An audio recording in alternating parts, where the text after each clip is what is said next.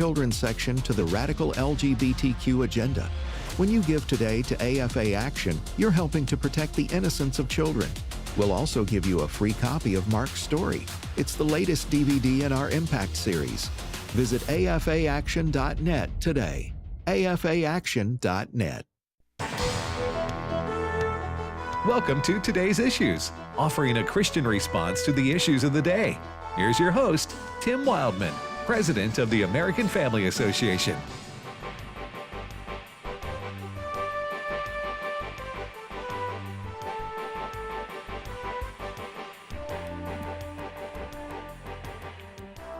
Hey, welcome everybody to the program Today's Issues here on American Family Radio. Thanks for joining us on this Wednesday, April the 3rd, 2024. I'm Tim Wildman with Ed Vitagliano. Good morning, Ed. Good morning, Tim. And Fred Jackson. Howdy, Tim. That's it, people. That's a panel right there, three of us. Huh? Sometimes and if you're normal, be with us at the bottom of the hour, and we will talk with him. Not sure exactly what the topic will be. We'll come up with something for Abe when he's on daughter. Is that okay? Yeah, sure. I know we can't mention every prayer request. We rarely do that because you just having to be pick and choose. Just 3 months old, and she has COVID, and her temperature has been up to 105, and they seems to be hydrated enough, and he's comfortable with her staying with the parents at this time and not being put in the hospital. But yeah, and my understanding is this kind of variant of COVID is worse on babies under 1 year old and especially under 6 months. But 105 it is high for children, but children do seem to have a little more tolerance for higher fevers. But it's still so pray for Evie Lou Vitagliano, Evelyn Louise Vitagliano, my son and daughter-in-law, and thank you, folks. Appreciate that. Absolutely. All right, so tell folks how they can join us on the internet if they want to. Yes, you have a number of options if you want to watch the live video, afa.net, streaming.afa.net. For this particular program, you can also watch on Facebook. If you go on X, formerly known as Twitter, you search for American Family Radio, and whatever program is. We have been talking this week about women's basketball, and in particular, the game that was it Monday night, I believe it was. Monday night, Iowa and LSU. Iowa college women's game ever. Yes. Go ahead, Ed. Sorry. No, I was going to say, I thought I read something that it might have been the high. I'm going to double check. Mentioned there was a bit of a controversy when the LSU Tigers, during the playing of the national anthem, they were not on the field. And he put out a message on X. I'm going to read it for you. He says, "My mother coached women's high school basketball during the height of desegregation. No respect for those who serve to protect us and unite us under one flag. It is time that all college boards, including Region, put up their respect that all collegiate coaches should instill." Governor's name? And Landry. the governor's name is Jeff Landry. Yes. Jeff Landry. Yes. Well, okay, so the college basketball coach, I mean, she's won multiple national championships. She says it was unintentional. Yes. Okay, it was not a protest room and stay in the dressing room, I guess, until near game time. But I also agree with the governor right here on two things. One is just game 3 of the regular season. This is what turned out to be the most watched college women's game in history. And all over here. Why wasn't LSU out here? Which made people begin to suspect, okay, we got Callan Kaepernick. Callan didn't see LSU out there when they learned that LSU wasn't out there. So, but I'll just take her at her word. It was a mistake, and or at least a. And you will be standing for the national anthem, or you risk having that scholarship revoked. And I agree with him 100%. If you got a hat on, you put it over your heart. You know, if you remember to. Right. But I mean, you know what I'm saying? It's a unifying factor. And you're at a sporting event like this, so I agree with him, and with the governor there of Louisiana. I think that schools unless it's approved prior, you can't have a a sticker on your uniform, advertise determined. Well, okay, then you're going to have to get rid of all regulations. If you're going to be able, if you have the right as a school or as a state to regulate. You don't have to sing, the national anthem or anything, and you can hold your own political views, but you do have to stand. Right. You do have to stand out of respect for our country. I understand not everyone agrees, but we don't teach civics anymore. We don't teach the truth about this country's founding in a lot of ways, and we certainly don't teach these young people to value the liberties that we have. And standing old-fashioned patriotism. Yes. It used to be. It shouldn't be old-fashioned. It should always be in fashion. And standing for the national anthem is the least you can do. If you're on a basketball team on a state school and you're getting a scholarship, they absolutely have the right to tell you to regulate your behavior when you are on the court representing the school. So, anyway, it'll be interesting to see what happens there with the governor taking the stand that he is. And of course, I guess this would have to go through the legislature if you're going to lose scholarships for behavior like this, one would assume. I'm just going to be honest. I have a heart. I understand what you're saying. Don't be dishonest. Yes. We want you to be honest. I will choose to give the coach the benefit of the doubt on this and to believe what she said. But I have a hard time believing that the students, the players, accidentally were not on the court. Iowa was. Yeah. This is a big deal. You go out for warm-ups, all that kind of stuff. I just have a hard time believing that this was an accident on the part of the players. Because you stand for the national anthem, and I listen, doesn't mean that you have to agree with everything that's going on in a country of 330 million people all the time. That's just ridiculous. That's why, to me, the idea of kneeling and protesting. Maybe if Colin Kaepernick, remember the quarterback 10 years ago, whenever he did that, wanted to do it one time to make a point about something. But this ongoing, now it's not in the NFL anymore that I've seen. Maybe one or two players, but NFL got the word. You continue this stuff, it's going to hurt your business. Okay? Right. Money is going to be impacted because people aren't going to come or watch the games. Not as many people, and that's and it kind of faded away. So anyway, that's nobody's suggesting that's or said that that's what the LSU women's players did here in this situation, but honoring our country by standing for the national anthem is what everybody should do, and that's been the tradition of our country forever. All right, next story, Fred. Well, for our next story, we go across the Pacific to Taiwan, where a strongest earthquake in a quarter century rocked Taiwan this morning, 7.4 on the Richter scale, and we mention Richter scale every time there's an earthquake. 7.4 is up there, extremely strong. So far, authorities are reporting 9 people died. And understand what I'm saying, it was not in a heavily populated area. The center of this was in the mountainous Hualien County, and if I'm saying that wrong, I do apologize. You're saying it right. 93 miles, that's 93 miles away from the capital of Taipei. Just been watching images in the last few minutes that are coming out of Taipei, and we have images in our story that's on our website, afn.net. We're talking about 10-story buildings, folks, that are now leaning about 45 degrees. Mm-hmm. It's just absolutely amazing that the death toll is not more than this. They say it's over 900 people that are injured. But this earthquake apparently occurred about, the center of it was about 11 miles offshore and about 21 miles deep. That's where it was. And among those who were died were people who were hiking in the mountains and that sort of thing.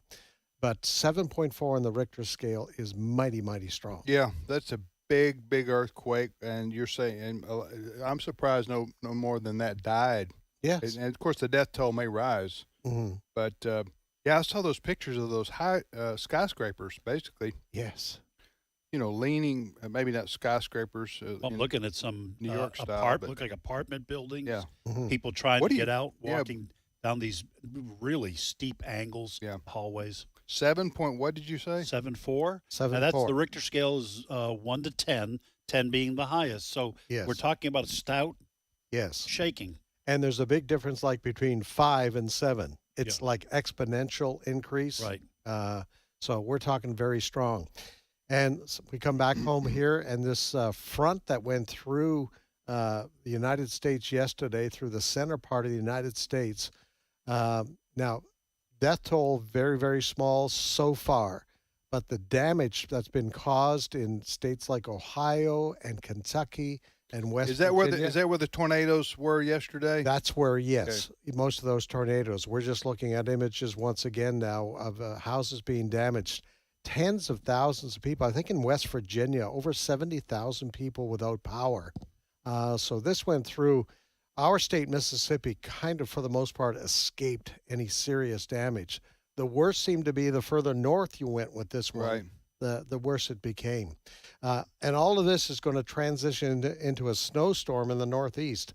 They're expecting 12 to 14 inches of snow in places like New Hampshire. Wow. So this is a massive storm. Like I say, I think for the most part, power outages, yes, property damage, but there could have been much stronger tornadoes that do very serious damage. But wow, happy April to the people of New England. oh, I know. You think spring is maybe right around the corner and they're going to get 12 to 14 inches. Well, it was supposed to be bad enough here in Mississippi where our headquarters is and our flagship station for American Family Radio. So we sent the staff home right around just after lunch to make sure that they weren't out driving where they were expecting possibility So they of let tornadoes schools out too. and hail, let the schools out. But we did, for the most part, escape it here. But then, as you said, it picked up when it went north of us. I think the contrast in temperatures was greater up north with that system, and that's what caused the problems. Hey, speaking of international news, they have in Israel. Yes. What happened yesterday? Very unfortunate. Israeli forces mistargeted some international aid workers' vehicles. Yes. And were 7 killed? 7. 7 were killed. And it's causing, like Israel needed any more PR problems around the world, okay? Now, they don't have PR problems with me. Right. But I'm talking about with a lot of people. They have the support for Israel is gone away or waning. And now they have this happen where they mistakenly hit these innocent people thinking they were enemy combatants. And Benjamin Netanyahu, the Prime Minister of Israel, says it's unfortunate. I'm not quoting him directly, but he did say it does this kind of thing does happen in war. Yeah, and that's true. You know that those kind of we've all heard the stories of friendly fire in warfare. So it does happen, but it couldn't come at a worse time right now for Israel. Especially when, because of the way Hamas conducts its activities, its aggressive violence against Israel, because they embed themselves with civilians, it makes the confusion that much greater, and the possibility of these kinds of accidents much greater as well. I mean, a battlefield, you've all heard the expression, the fog of war, when it comes to what's happening on a battlefield.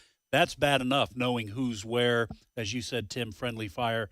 But you then pick up that fog of war and put it in a city environment. It gets very difficult to tell who's who.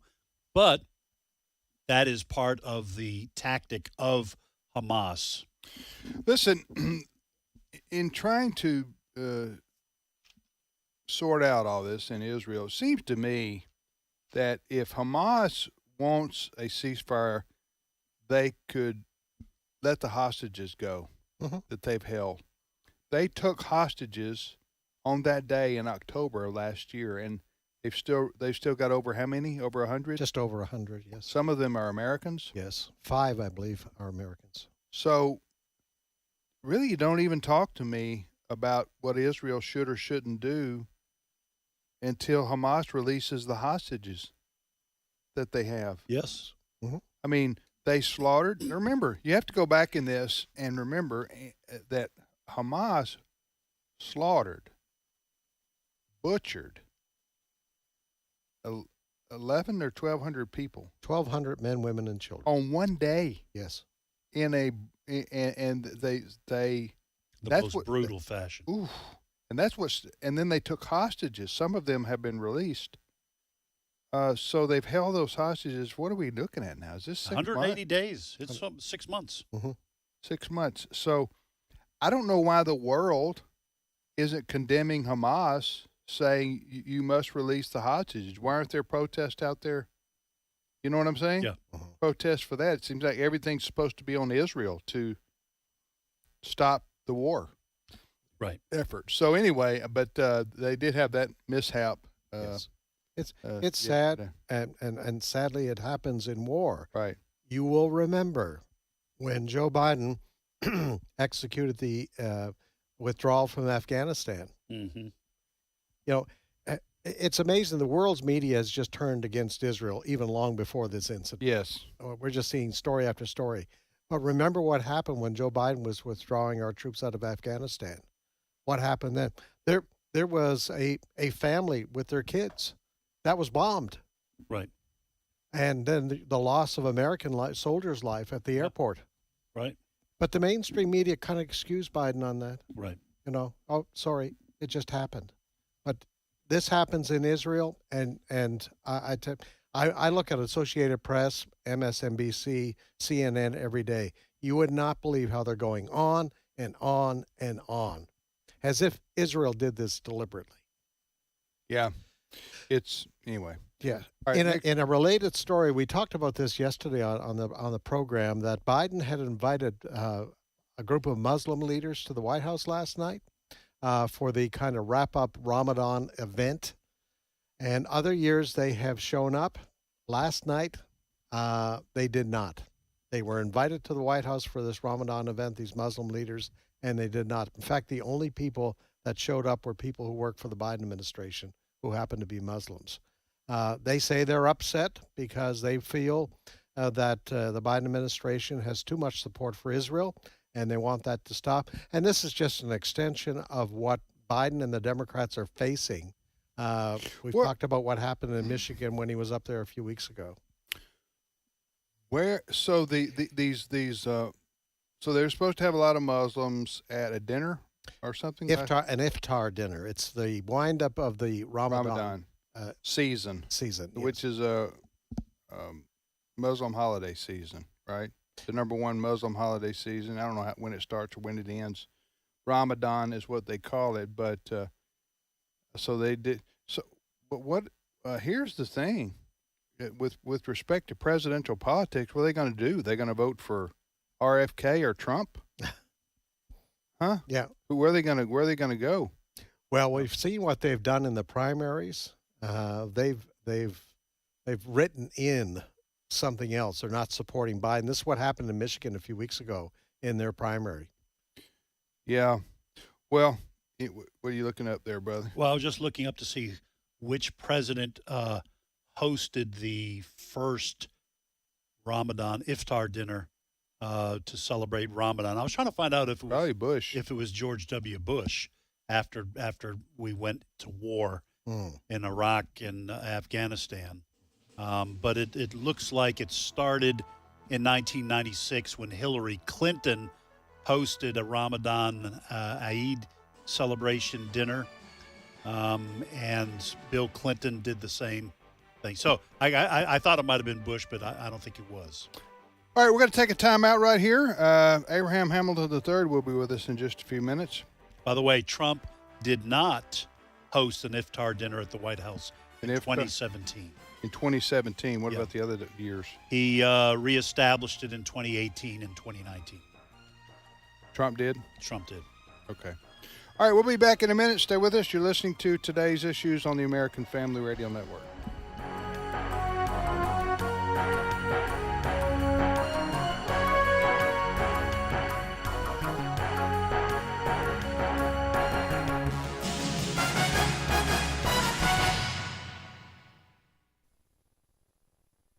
It's my turn.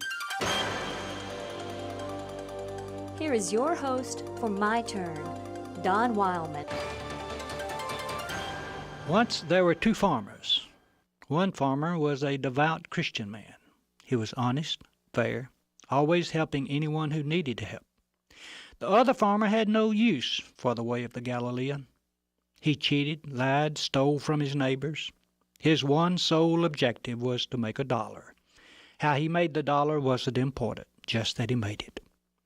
There was also a local newspaper editor who was a very dedicated Christian man. He made it a point to try to lift up the good news in his paper, to urge people to be fair and honest in all their dealings. Once he wrote an editorial about the virtues of the Christian life. He told his readers how much richer they would be if they followed Christ. The farmer who had no use for Christianity read the editorial. It was the middle of September when the editorial appeared. The farmer cut out the editorial and saved it. Now both the Christian farmer and the non-Christian farmer had large crops of cotton in the field. Both of them depended upon their cotton crops for the largest portion of their income. So both watched over and cared for their cotton with utmost care. However, when October came to an end and the crops were all gathered, the farmer who had no use for religion had twice as good returns from the same amount of land as did the farmer who treated people fair and honest. Taking the figures from his extra good crop and those from the Christian farmer's very poor crop, the dishonest farmer sent the editorial back to the newspaper editor, along with a letter explaining the stupidity of the editorial. October has ended and the accounts are closed, he wrote. I did far better than my Christian competitor. You and your God are stupid and silly. Well, sometimes it happens that way. The evil prosper while the good suffer. There are many cases on record of just such a situation. It is true that the rain falls on the just and the unjust, and many times it falls on the unjust farmer while it misses the just farmer. The way of the Galilean is no guarantee for financial success. Folks coming into the fold thinking that it is are quickly disappointed. They become angry when they see the unjust prospering and the honest struggling. A man named David, a Hebrew king, once wrote that we should fret not over him who prospers in his way, over the man who carries out evil devices. We should follow the Galilean not for what we can get from him, but for what we can give to his cause. The editor of the newspaper printed the dishonest farmer's letter. He then closed the article with these words: God doesn't close his accounts in October. Don't think the judge has forgotten the case just because he delays his judgment. This has been My Turn with Don Wildman, a production of the American Family Association. If you're hearing this, you know about AFR, but do you know about the AFR app? With the AFR app, you can hear AFR anytime, anywhere. And now to make it even easier, we've gathered all the sources for our app together in one place at afr.net/apps. There you'll find links to Google Play and the Apple and Amazon app stores. Again, that's afr.net/apps to download the AFR app. So now you know. Search me, God, and know my heart. Test me and know my anxious thoughts. See if there is any offensive way in me, and lead me in the way of everlasting. Psalm 139, 23 through 24. American Family Radio. This is today's issues. Email your comments to comments@afr.net. Past broadcasts of today's issues are available for listening and viewing in the archive at afr.net. Now, back to more of today's issues.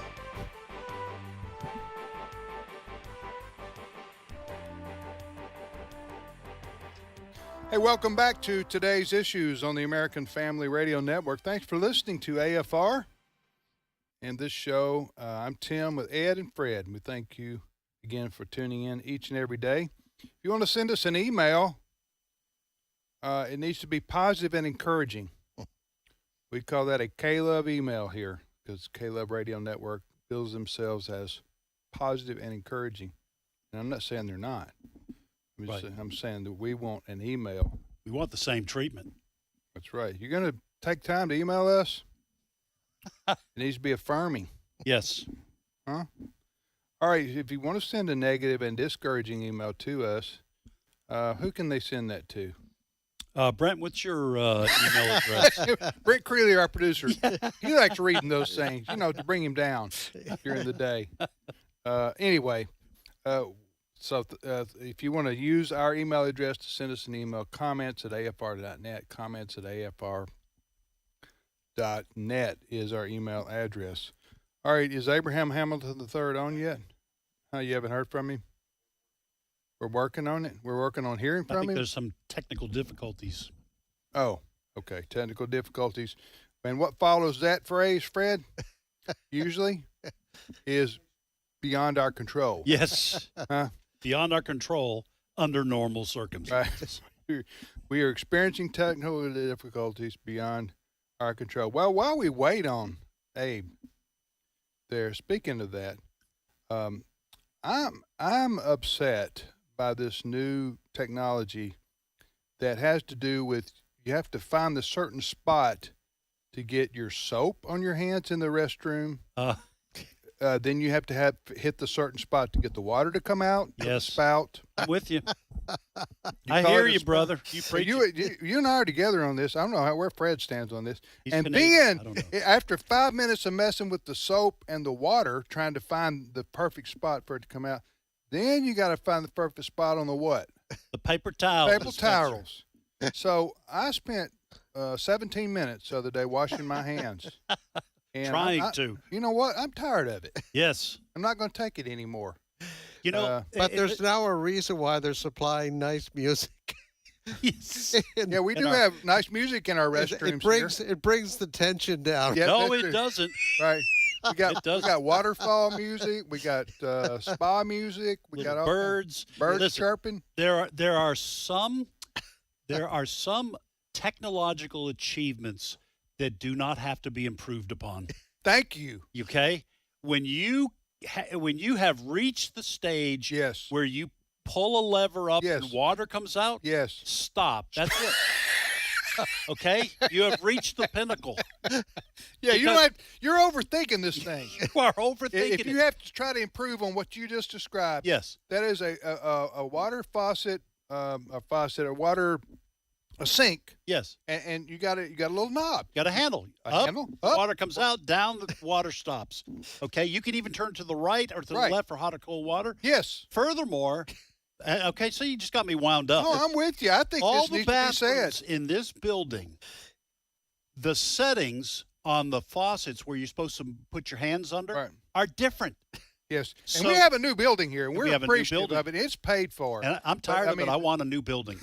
I want a newer I one. don't think we can build a new building just because maybe we can find a way to get the faucets. Is that what you call Just water faucets. So upstairs where our offices are, Yeah. the sensor is on the back Yes. side of the faucet. Right. On this floor, Somebody twisted did that. they're on the top of the underneath of the faucet. So you may sit there and wave your hands under the faucet, and you're not getting any water. You have to go towards the back of it. It's ridiculous. You don't have to have a new building, though, Ed, Yeah. because there's now high-tech outhouses. High-tech I don't- outhouses. That's another technology that does not need to be improved. Okay. Well, I agree. I don't know. I had to get that off my chest because I and you know. did too, obviously. Yes. Yeah. And You and I are together on Well, that. I'm going here's to the- tell you. I'm yeah. going to just one more quick thing, and I don't want to be too graphic here, folks. So I'm going to make this as vague as possible. But you mentioned the toilets. Uh-huh. Okay. I'm tired of getting sucked in. Okay. That was a little graphic. Okay. Probably inappropriate. Yes, probably I'll stop there. I want to tell you, don't send damn emails about Ed's Send them to- comments to me send because them I to didn't Brent. say them. All right. Go ahead. I All right, just I would think the vast majority of our audience is in agreement. I Yeah. get tired of waving my hand. yes, you have to find the perfect spot. And to dry your hands are wet. You want to dry Yeah, them, yes. and you got to keep going like Yeah. this. waving your hands. And you just want a paper towel. I think these are That's made all in I want. China. Right. They're made in China. Oh, so this All right? is China doing this to us? I think they're trying to drive us crazy. And you know what? Well, You're working. It's When you- working. well, I'm sitting here with the president of the organization and the vice the president of the building. organization. Listen, we have a beautiful new building here. Amen. At campus, and we are thankful to God and our supporters because we needed it. We had a 40-year-old building that was falling apart. Mm-hmm. Okay, and we were about to slide off into the neighborhood down there. Yes. Weren't we? Yes, That's right. That's true. We're not kidding. No. And the so- president of the ministry had garbage cans in his office to catch the leaks when it rained. Because I the did. leaks could not be fixed. I did. I had a waterfall. If it rained, I had a waterfall. Or So the I- raccoons in the roof. Yeah, so I put my plastic garbage can under there to catch the water. Right. But anyway, Tim Wildman, I want to introduce you to these folks who are visiting. What's the garbage So can? we needed a new place, and we got Right. a new place. It's just that this new, and you find this everywhere you go. This new idea of having to find the magic spot to get water to or soap to come out before you can wash your hands. One last thing. Just wrong. I put my hand to Okay. get the soap. Okay, we know Yeah. Abe's ready. Okay, all right. I got to get this off my chest. Yes, you go. I wave my hand under to get the soap. I get frustrated. I pull my hand away. Then the soap comes out. I'm telling you, folks. That's what's. Well, you pressed a button. And Oh yeah, I think it needs to be a Needs to be presidential said. campaign issue. it needs to be said. Somebody needs to talk about it. That's right. All right. By the way, if you go to Buc-ee's, you don't have that problem. No. Well, they got. What, they got just handles in the faucets? Yes. And Yeah, they and they got got- people there to help you. Yeah. Yeah. They're the cleanest bathrooms in America. That's right. there. All right. So I think we need to have a little moment of peace and quiet to separate us from the next segment here Yeah. because we were on a rant roll right there. Brent, go get me a slice All right. of pizza. So I can calm down. is he gone? Is Abe gone? He disappeared for a minute. Give me a second. We'll get him back. Oh, yeah. Heard that one before. But anyway, Brent Creeley, our producer. All right. working So, on folks, getting- I'm I think sorry Abe got if, tired of us talking about, our issues with the sinks. And, to our listeners, if you're pro-censor people, okay, how you mean the word censor? where they like the censors on the water, Oh, not censorship. then not censorship. Then we just need to learn to get along and agree to disagree. Yeah. That's right. Yeah. All right, maybe you have a story we can, or were you just going to wait for Abe? Well, if Abe comes on, Yes. We'll include him. Donald Trump had a couple of good days on the campaign trail. Yesterday he was in Michigan, which is one of those swing states, and also in Wisconsin. While he was in Michigan, he had a lot to say about the crisis at our southern border, and he says it's all about Joe Biden's decision to open up this country to an invasion. Cut number 1. I stand before you today to declare the Joe Biden's border bloodbath, and that's what it is. It's a bloodbath. They tried to use that term incorrectly on me 2 weeks ago. It's all about misinformation. If you want to help Joe Biden wheel Granny off the cliff to fund government benefits for illegals, then vote for crooked Joe Biden.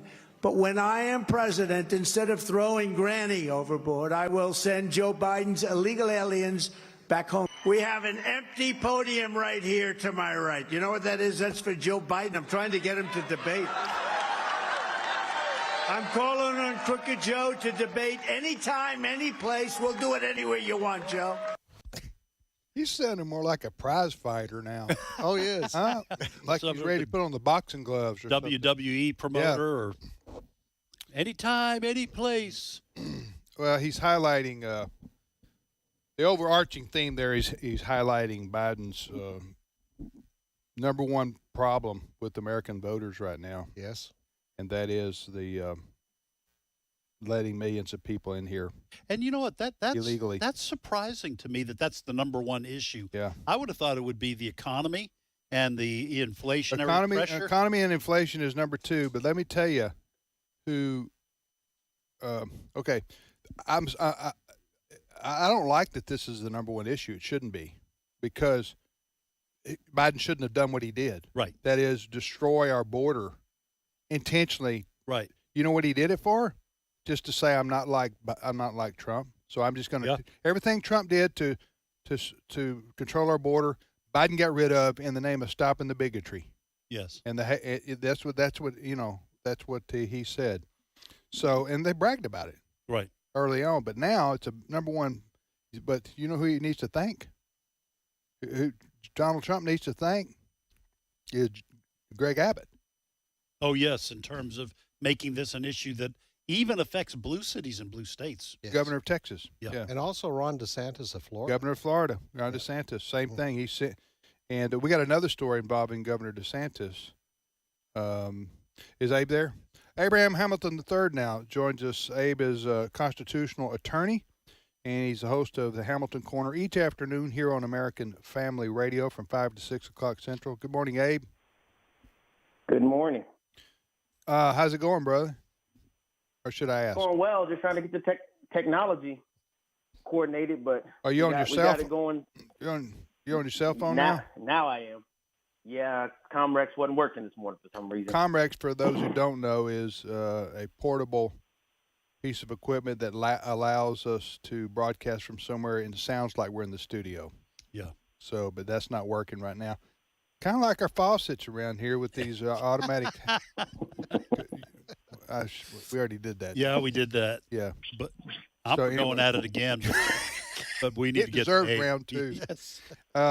Anyway, Abe, are you surprised that illegal immigration is the number one political issue in the presidential campaign right now? Well, first, if I heard you right, did I hear you say that Mr. Trump needs to thank Ron DeSantis for something? Did I hear that? Well, I know that'll never happen. But No, you said Greg Abbott. I did say Greg Abbott. Yeah. Greg Abbott. I think Greg Abbott first and foremost, because he was the one who had the idea that I probably got it from me, honestly, because I was the one who had it first. You were the first one I heard suggest. Yeah, and that is to take these people coming here illegally and take them to New York. Yeah. And Washington, D.C. and Chicago. And he did it.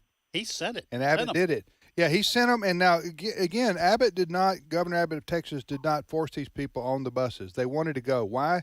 Because New York pays for everything once you get there. If you can come to America, if you can get to New York, Chicago illegally, crossing our border, and you can make it to those cities, then they'll take care of you. So that's the incentive why these people are going to these big cities like that. But Governor Abbott of Texas and Governor DeSantis of Florida said, listen, and the governor of Arizona did this too prior to changing from Republican to Democrat. They basically said, we're going to share the love with America and let you know how we feel down here. Right. Because we're having to absorb all these folks, and you're telling us if we don't absorb everybody and take care of everybody, we're bigots and racist and not homophobes, but xenophobes. Yeah. And so Governor Abbott said, okay, then, here you go. And then Mayor Adams of New York said, whoa, we didn't really want to mean that. We didn't want to feel all that pain. Is what happened. But anyway, are you surprised that that's the number one issue right now? Because the mainstream media, they cover for Biden as much as they possibly can. Yeah. And no, I'm not surprised about it. I mean, there are other issues that should be equally given attention. But no, I'm not surprised about it.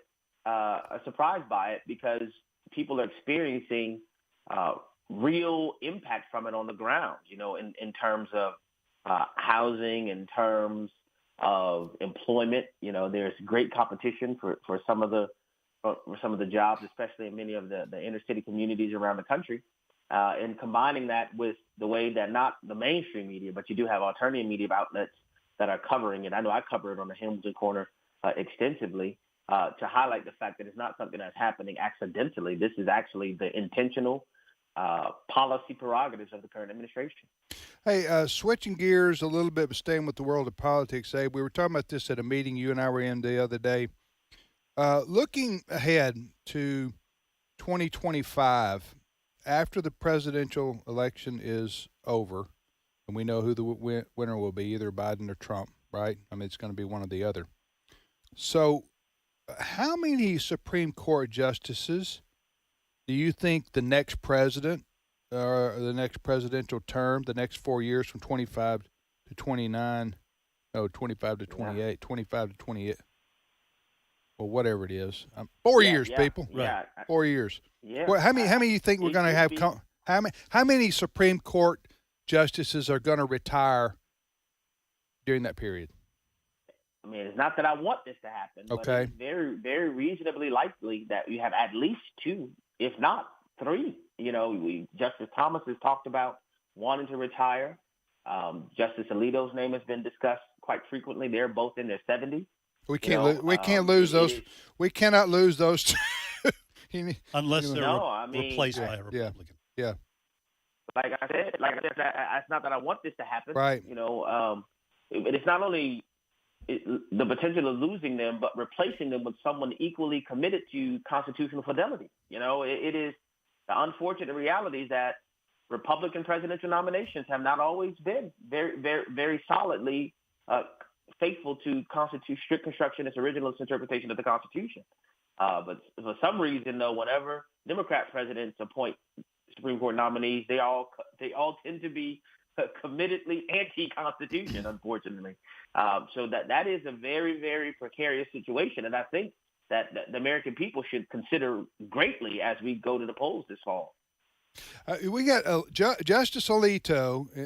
He was appointed by who? George W. Bush.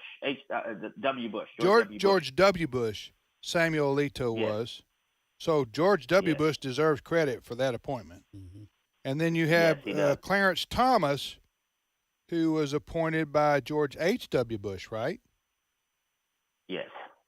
So he, of course, he's deceased, but he deserves So the Bushes deserve credit for Alito and Thomas for those appointments, and those are the 2 very best Supreme Court justices we've had in the last 30 years, with the exception of Scalia. Right. Justice. Yeah, I would agree with that. Scalia. I would agree with that. Okay, Of course, now George W. Bush also gave us John Roberts too. So duly noted. And something happens. A lot of these Supreme Court justices who go on the court, they have a record of being conservative and trustworthy on that, and then they get on the court and they get Potomac fever or something like that. Yeah, they start going to the Washington cocktail parties and they just sort of drift to the center, sometimes even left of that.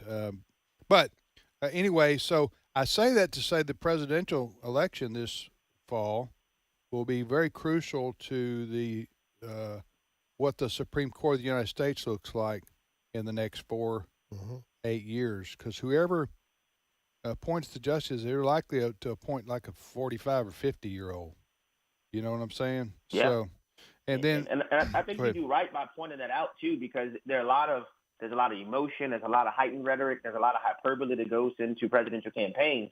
But when we get down to brass tacks, we really need to think soberly about this when we consider the fact that the next president will very possibly have the opportunity to appoint 2, maybe 3 Supreme Court justices. That is something that is vitally important for our country. Who is the third, Abe? I know you mentioned Justices Thomas and Alito, but now you said this twice. The third, are you talking about maybe Sotomayor because of health concerns?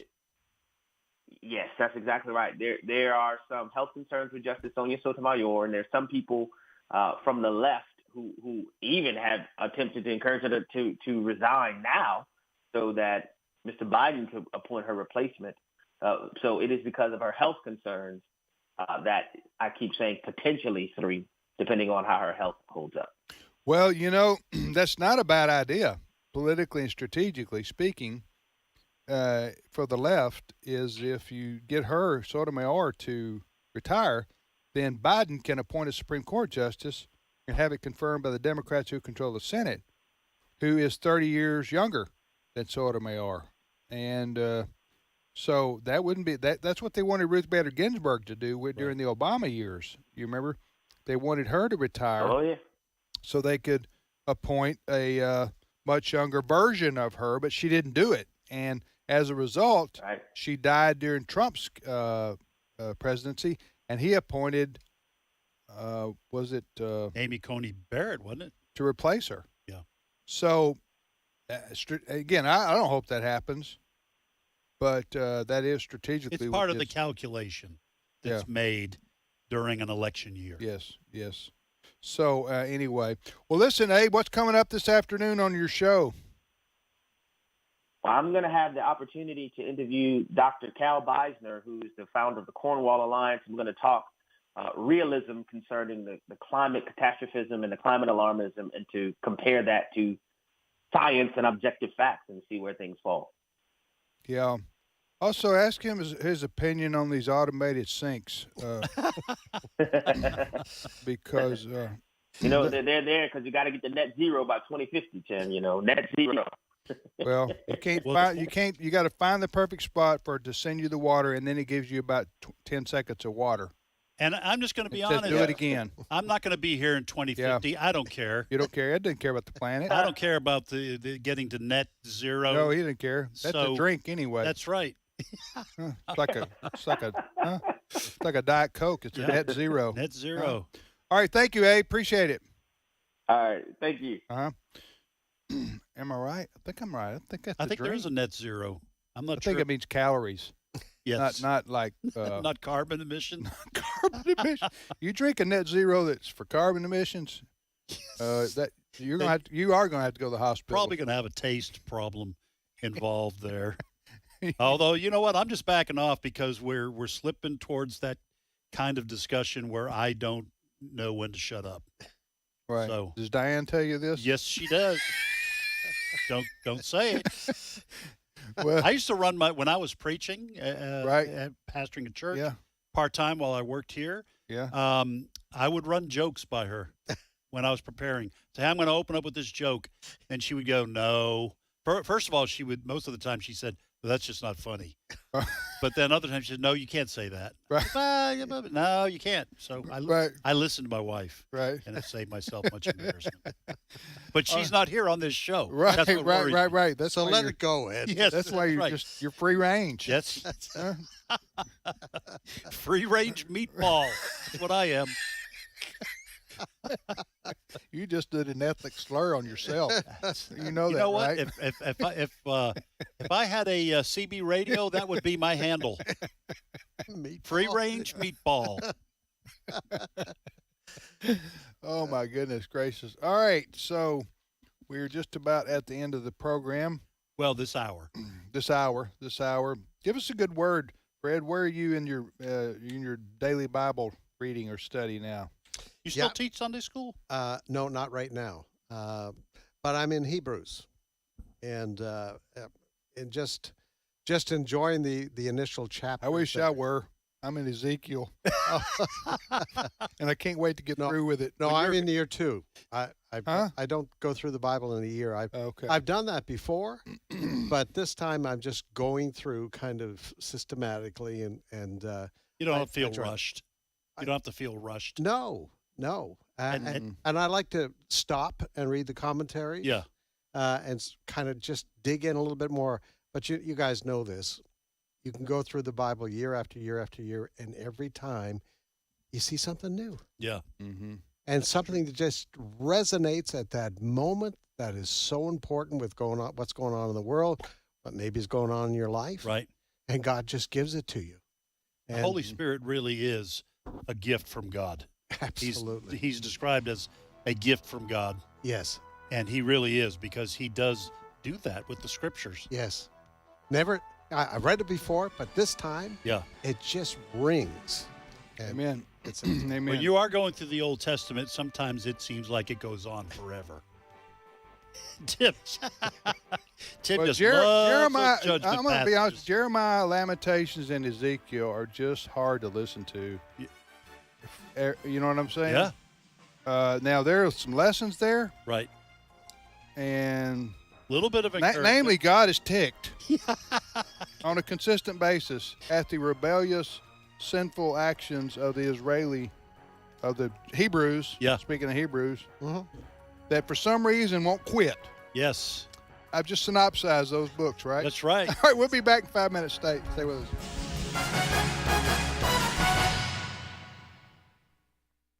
The views and opinions expressed in this broadcast may not necessarily reflect those of the American Family Association or American Family Radio. Faith, family, freedom. American Family Radio. As a federal or state employee, you have the opportunity to support the American Family Association through the combined federal campaign by designating a monthly payroll deduction using 12037. You help AFA continue to fight for your family. So when you complete your CFC form, remember, AFA's number is 12037. And thank you for your help. This is American Family Radio, a listener-supported ministry of the American Family Association.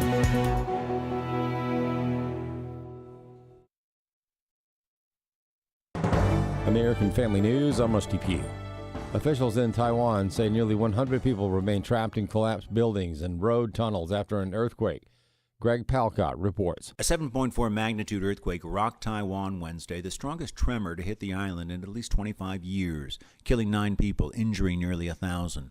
It triggered a tsunami warning for southern Japan and the Philippines, which was later lifted. Taiwan's government said the quake hit the sparsely populated eastern county of Hualien. There were images of buildings at precarious angles in the city. Quake struck just offshore around 8 a.m. as people were going to work and school. Video showed rescuers using ladders to help people out of windows, while massive landslides collapsed down hillsides. Strong shaking was also felt on Taipei's subway system, which closed briefly to evacuate passengers, though service resumed soon after on most lines. In London, Greg Palcott, Fox News. The U.S. Fifth Circuit Court of Appeals hears arguments about a Texas immigration law which gives state officials the power to arrest, detain, and deport illegals. Texas Solicitor General Aaron Nielsen argued on behalf of the Lone Star State. Texas all along has been doing everything within our power to encourage the federal government to do what Congress has directed and address the border crisis. And the answer that we have received at every turn is we don't have the resources. Florida Governor Ron DeSantis and a group of House Republicans are demanding answers from the Biden administration after over 300,000 migrants were flown from the southern border to Miami. Matt Finn reports from El Paso, Texas. The exact Biden program being called into question is CHNV, which stands for Cuba, Haiti, Nicaragua, and Venezuela. Currently, the Biden administration allows 30,000 migrants per month from these countries to basically bypass migrating by foot into the U.S. Instead, they can purchase commercial flights into our country and be granted parole in what the White House calls a safe and orderly method. Now, a new Center for Immigration Studies report says there's been a particularly sharp increase of these migrants arriving into the state of Florida. From January 2023 through February of this year, 326,000 migrants flown into Miami, 22,000 into Houston, and 8,300 into Los Angeles. The price of oil is at its highest point so far this year. Jeff Flock has more from Philadelphia. $5.99 for the fancy gas up there here in Philadelphia. The national average, though, that is $3.54 as of today, up just a penny in the last week, but it has been steadily climbing. And in many states, we're already well over $4 gas. California over $5 right now, $5.15. Oregon, Nevada up over $4, as well as Alaska and Hawaii, the usual suspects there. We talked to Andy Lippau, the oil analyst, who said, it's going to continue to rise. It may not hit $4, but it's going to be a problem. Parents in Oklahoma are getting more control over their child's education. Bronson Woodruff has more. Ryan Walters is the state superintendent in Oklahoma. He's announced Oklahoma parents can take advantage of the State Department of Education's new Office of School Choice. I believe that parents know best for their kids and should be able to direct their kids' education. Walters tells AFN Oklahoma has the most robust school choice in the country. We are giving all parents access to private schools, charter schools, religious charter schools, homeschool, and open enrollment and open transfer so they can attend any public school that they choose. He said this Office of School Choice will allow parents to have a single place where they can go to learn about all of these options and be able to talk to staff about what's the best option for their kids. Because we want every child to have the best education possible, and I believe it starts by making the options available, and it also starts by making sure parents know about those options. So we're going to be a state that does that, and we're excited to be one of the first states to create an Office of School Choice. He said this program is effective immediately, that his team has already started moving staff, activating phone numbers, and more. We already have folks that are ready to go and answer these questions for parents so that as they're enrolling their kids for the next school year, they will have these options available to them. I'm Bronson Woodruff. And Wall Street is holding steadier today following their worst day in weeks. American Family News is available online at afn.net and download the AFN mobile app. I'm Rusty P. What does the American Family Association stand for? We believe that our ministry, as well as everything in the heavens and on earth, belongs to God, and our role is that of a trusted manager. These values and more are part of our mission to inform, equip, and activate individuals to strengthen the moral foundations of our culture. We also support the church. We want to be a leading organization in biblical worldview training for cultural transformation. Thank you for standing with us. Today's Issues continues on AFR with your host, Tim Wildman, President of the American Family Association.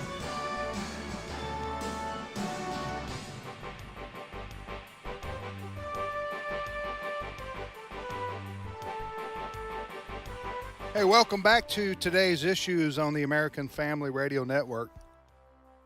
Thank you for listening to AFR on this, again, Wednesday, April the 3rd, 2024. Tim Wellman with Ed Vitagliano, and now Steve Paisley Jordahl joins us. Good morning, Steve. Good morning, everybody. How you doing? You got the, now today you got the plaid jacket on. A plaid jacket and a flower shirt. A plaid jacket. Because they match, the colors. It clashes, though. Yeah, but the patterns. Are you supposed to do that? Yes. Flower patterns with plaid? My wife gave me permission. Well, I'm not arguing with wife. Well, that's okay. You do need wife permission. That's true. Yes. To wear a flowered shirt with a plaid jacket. I'll bring a note next time. I promise. Listen, as one male to the other, I don't care really about doing that, but that does mess up a lot of people's idea of what's appropriate to wear. Yeah. In terms of clashing, right? Now, I am not a style a fashionista. That's true. In fact, I'm ready to get on the road here, so I'm dressed for comfort. But even when I quote unquote dress up, I have to go to my wife and say, this goes together, right? Right. I go to my wife, Allison, and I said, does this make me look fat? and that's not really a guy question. No? No. I don't believe you on that one. Just make me look fat? No, you can be honest. No, I really don't. Young men who are just now married, don't fall for that trap. You can be honest. Do you like you cannot. Do you like that TV commercial with Honest Abe? Yes. It's the one with Abraham Lincoln, and it doesn't have sound. It's a progressive ad or something. It's just got the words, and it says that Abe Lincoln and his wife is asking Mary him, Todd. Does this dress make me look fat or look big or something like that? And he's Honest Abe. He's Honest Abe. So he hesitates and hesitates and hesitates. Right. And then he lifts up his fingers like you would to show somebody an inch. Just a little. Like a tiny bit, honey. It makes you look big just a tiny bit. And she storms off. Of course, that's it for him.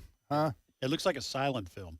It looks like a silent film. That's pretty funny. Yeah. See, when my wife asks me that question, I just say, well, if you're really concerned about it, just don't wear deodorant, because everybody looks smaller from a distance.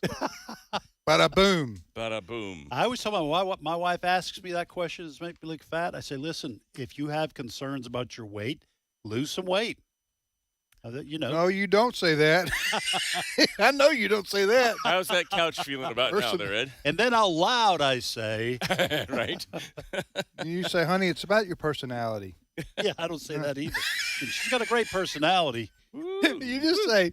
I just say no. That's what That's what you say. Every you say no. It doesn't matter. That's the answer. Yeah. No. All right. No, you do not. You look just as beautiful to me as the first moment I laid eyes on you. That's what I'm talking about right there. Yeah. That makes a good weekend right there. Exactly. All right, Steve, what do you got over there? All right, well, I love watching the left lose its mind over Donald Trump. Trump derangement syndrome is alive and well. It is a real thing. So not everybody, but I saw more than a couple reactions to the following post that Donald Trump made on his Truth Social. I'm going to read it to you. Just for context, it was put out 2 days ago. And this is what Donald Trump tweeted out. The great Cassius Clay used to spar with me. Not many people know that because I don't like to boast. He could never hit me, though. Have you ever seen bruises on my face? no bruises. He used to say, "Sir, you are a great dancer, probably the best there has ever been. Also, thank you, sir, for sparring with a black man." He had tears in his eyes that day. Trump tweeted that out on April the 1st. Oh, come on! But I'm seeing some reaction from people responded to that as if it was that. What? Look at this man. This man can't be president. I thought that was really. Wow. He said, "What now?" I'm sorry. Somebody text me. This is Donald Trump. Now, this is not on. This is Truth Social. Truth Social. Okay. The great Cassius Clay Muhammad Ali used to spar with me. Not many people know that because I don't like to boast. He could never hit me though. Hold on, I don't like to boast. Trump said he doesn't like to boast. Oh, Well, is this an April 1 This thing? is April Fool's. Okay, I got you. So, but the fact is, he says also, "Thank you, sir." He was speaking to Cassius Clay for sparring. No, Cassius Clay saying to him, "Thank you, sir." Right. For sparring with the black man. He had tears in his eyes that day, and the Good. left is going crazy because he's some on the left racially insensitive, I think- guess is yeah. what they're That saying. was an April 1st joke. Yes, April it 1 was. joke. I think I would give all my stories to Ed. It's good reaction. Yes. No, I knew when you were saying it, I was saying, "Oh, come on." Are you saying that the left responded angrily Some to did. that? But I set that up, by the way, by saying it was tweeted out 2 days ago. I said it slowly. Very, very. Yeah, but with Trump, you never know. I mean, he can be a parody of himself. He can. Oftentimes, huh? Yeah, I mean, he. But I mean, that wouldn't be surprising me if he didn't write that. You know what I'm saying? Right. If he didn't write that. Or frankly, Joe Biden. Joe Biden just Joe Biden just he imagines Joe Biden stuff. just makes stuff up and in his mind and goes with it, and it doesn't matter what it is, huh? Right. But I think Donald Trump can play the left like 3D chess. They're playing checkers, and I think if he did that, or maybe someone on his staff, but probably him, he probably had in mind, wait till you see how they react. Right, exactly. Yeah. No, I agree. Biden, on the other hand, actually thinks it happened. Yes. Well, but Trump brags on himself all day, every day. Yeah. About everything. Sure. So you never know whether something like that is right. But sparring with Cassius Clay, Muhammad Ali, yeah, that is taking it a little bit too. That's a pretty obvious thing there. I would think. Yeah. All right. Hey, you guys have been. Did you guys talk about the polls last hour? I don't know. They're Polish people. Okay. Yeah. So yeah. You need to be more respectful. You need more sensitive.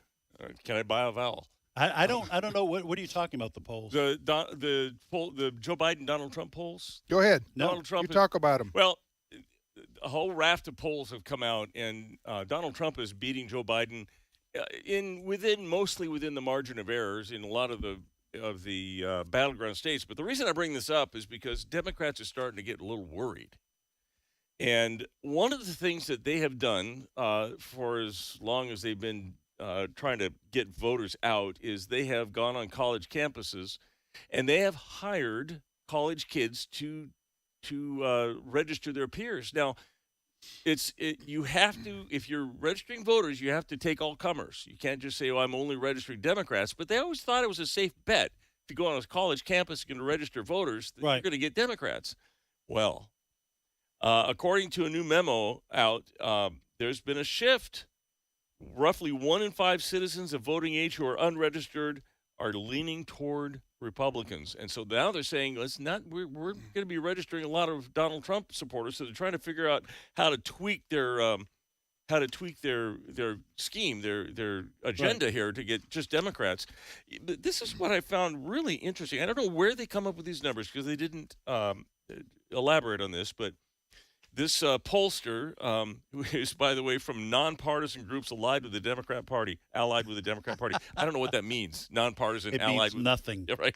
But this is what this pollster said. He also warned that efforts to gain Democrat votes among younger and non-black people of color were often expensive, costing more than $1,200 per net vote in 2020 by one estimate. How do you come to that number? Every vote, you're spending $1,200 to get every vote of non-black people of color.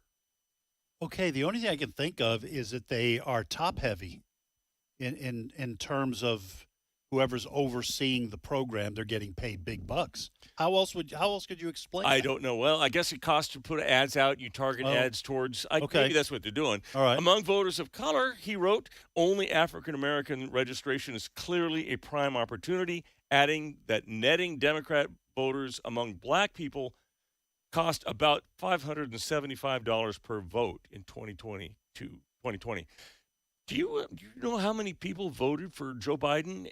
I mean, tens of millions, 100 million? Yeah.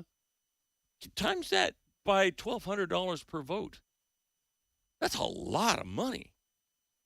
But that's for new votes, though, right? For new registered votes. Yeah. And so it wasn't hundreds of millions, but I mean, still, that's a ton of money. Would be interesting to know how the money got up that high. Like you said, maybe they're running ads, or maybe they do have people running these outreaches and they're getting paid big bucks. But I don't know. That's a good question. I've never seen it broken down by per vote, and I would expect any reasonable number to be, I could see maybe $2 or $3, maybe $5, $10 per vote. If you're going to, right. But $1,200 per vote. That is just ridiculous. And how is our president doing? We have often talked about his inability to string sentences together effectively for very long. Apparently, this goes back a little bit. Do you remember the ESPN anchor Sage Steele? Well, she has quit ESPN, and she's now starting her new venture. It's a new pre-taped show, and she was being interviewed. And this is what she talked about her time at ESPN, and when she landed an interview with President Biden in 2021.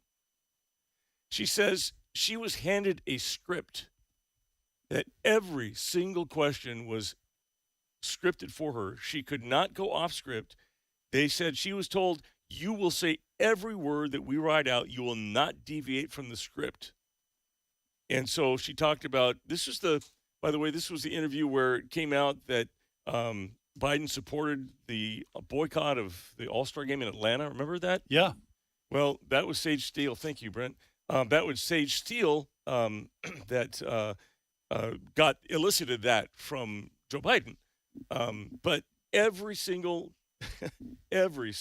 question, she was not allowed to go off. And she knows that the C-suite at ESPN, the CEO and the top executives at ESPN were behind this, and she strongly suspects that the White House was kind of gave them the questions. They do not trust this man to be out in front of people talking.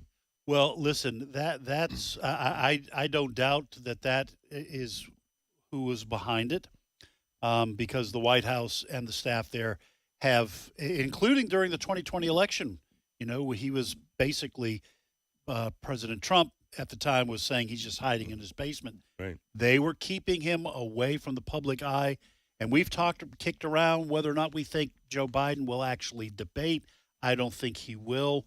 But I am not surprised that her interview is entirely scripted, because the mainstream media and ESPN is fairly political, and they are fairly left. And so I would not be surprised if there was collusion between ESPN and the Biden administration to script these questions. Did you guys talk about the offer to debate with Donald Trump? No. That he would debate anywhere, anytime? Yeah, I think we did talk about that. Well, yeah. So, we played some of the comments, okay. The clip from Michigan, I think. And it's not like I wasn't listening the first hour, but I wasn't listening. I was preparing, right. And we had. You're trying to figure out the water, the faucets. I'm invisible. Also, we had some visitors, very nice visitors that came by. We spent some time with them. But that Donald Trump refused to sit down with any of the Republicans. It just wasn't in his interest. He was leading by double digits. Right. And he could only lose.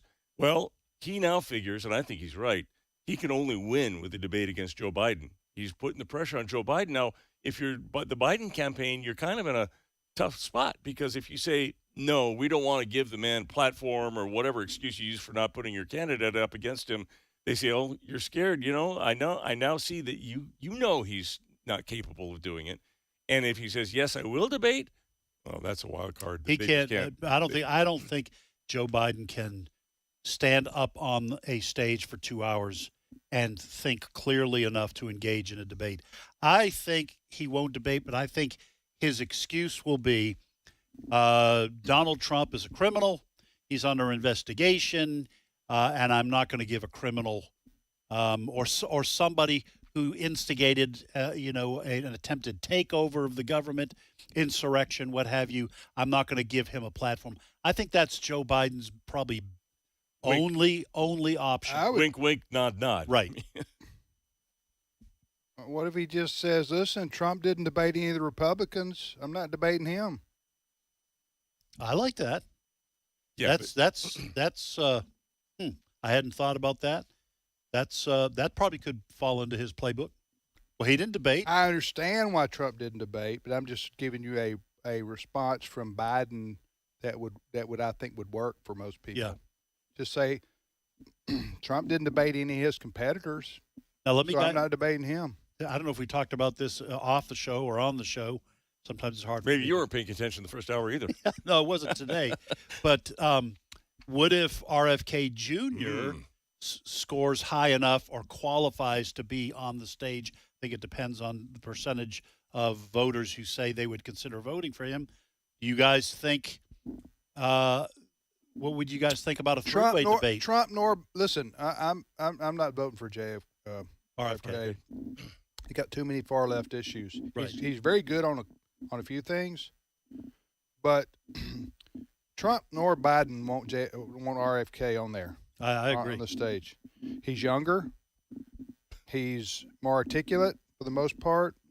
Even if he sounds like me. He's well studied and well versed on a lot of issues. He can go into depth and detail. He's an attorney, so he knows how to argue. It would not be good for Biden or Trump for RFK Jr. to be on stage at a debate. I'm just telling you. No, I agree with that.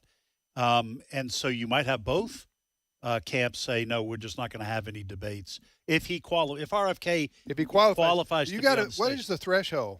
10%. Well, they can set whatever threshold they want. Whoever's hosting the debate, could.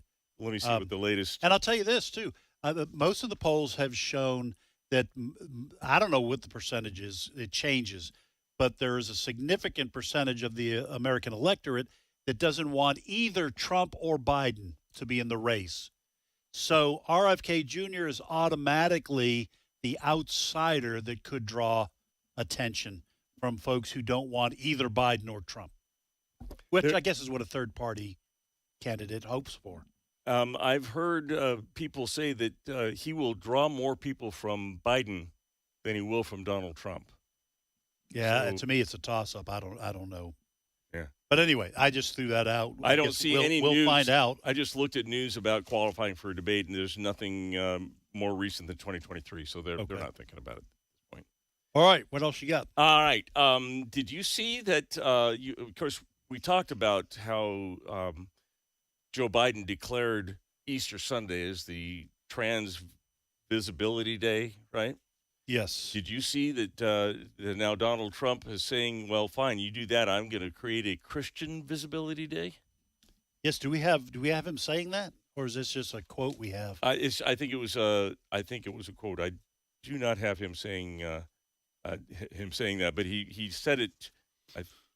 In one of these speeches? Either a speech or an interview with, like, maybe Fox Digital. But interesting, isn't it? I was reading someplace, stop me if this gets too monotonous, but I was reading someplace. Oh, we will. Won't we, Ed? Yes. We're pretty good at stopping people if they get monotonous. That's true. Huh? Except ourselves. So we got 30 seconds to catch our attention. Go ahead. All right. Well, there's a guy named Jarvis who tweets out. He's kind of known among the conservatives on Twitter, and he says a lot of people are upset with Biden for declaring Easter to be Trans Day of Visibility. But to be fair, the date was selected only because the LGBTQ calendar is already getting pretty full. Listen to this. You have the Trans Day of Visibility, March 31st. Don't confuse that with the Trans Day of Remembrance, which is November 20th. Transgender Parents Day, November 6th. Trans Awareness Week, November 13th and 19th. International Pronoun Day, October 20th. Drag Day, International Drag Day, July 16th. Like drag racing? Yeah, probably not. Probably involves libraries and little kids. It involves a lot of makeup.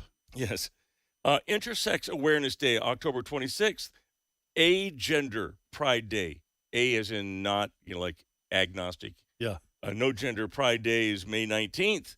National Coming Out Day is October 11th. Omnisexual Visibility Day, July 6th. And I could go on and on. I got pages of this. You read this list to us this morning and couldn't didn't even get through it. Yeah. I mean, it is extensive, which it was part of the joke I made on Monday saying, yeah, it's a good thing we had a Trans Invisibility Day because they're so invisible. Right. That was tongue-in-cheek there because they're everywhere on TV and in advertisements and commercials. They are a marginalized group, Ed. Well, I wish they were. Yes. Right. But they're not. They're everywhere. And this is why Bud Light. Yeah. That's Bud Light used the Dylan Mulvaney. Yeah. And this is why Trump hit on the Christian Visibility Day. Yes. So yes. That's actually smart if you wanted to reach out to the Christian community. So, yeah, somebody will say, well, he's pandering for votes. He's just trying to get the Christian vote.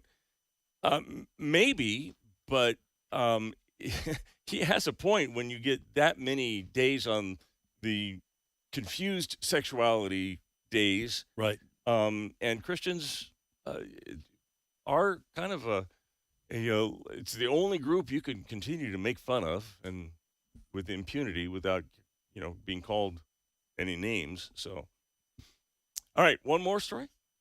Yeah, I think we get time for one more. All right. So depends how long it is. Most states, when they come to primaries, if you win the state, if you get the popular vote in the state, you get all the electors from that state. That is except for the state of Nebraska. And maybe Maine. No, Nebraska's the one with the unicameral, aren't I they? think that's right. So legislature. They're kind of weird all over the place. They don't have a House and a distinct. Senate. They just have one legislative body. Anyway, someone did the math or the poll, and if Donald Trump got every single swing state and Nebraska voted like it did in 2020, a red state, he would still lose the Electoral College vote by one vote because Nebraska apportions out its electors. In other words, you can get two Republicans and one Democrat elector. Well, once they figured that out, Governor Jim Pillen issued a statement in response to he's supporting a bill, LB 764, that was introduced by Senator Lauren Lipscott, and it would reinstate the winner-take-all in Nebraska so that they're not it favors Trump if they do that. Right. This election's going to be like 2020, like 2016. These elections going forward are going to be, they're going to be very, very close. Yeah. And so one electoral vote could make the difference. Yeah. This is going all the way back to they've been close. 2000 Our election. presidential elections have been razor thin for the most part since Bush versus Gore. 2000. Remember the hanging Chads? Right. Of course, they went on to stardom as a pop group. The hanging Chads? Yes. Yeah. But anyway, you remember that? Yes. Our whole country's election came down to. Remember how we were all watching the news and those folks holding the Chads, holding up the ballots, and that seems like a million years ago. I know, right? But anyway, it's going to be close. So anyway, thank you, Steve. My pleasure. My thanks to Ed and Brent Creeley, our producer, Fred Jackson, Abraham Hamilton III. Was anybody else on? I don't think so. The plumbers who are coming to install our new faucets. We want to thank you. Yes, we're thanking you. All right, ladies and gentlemen, thank you. We will see you next time.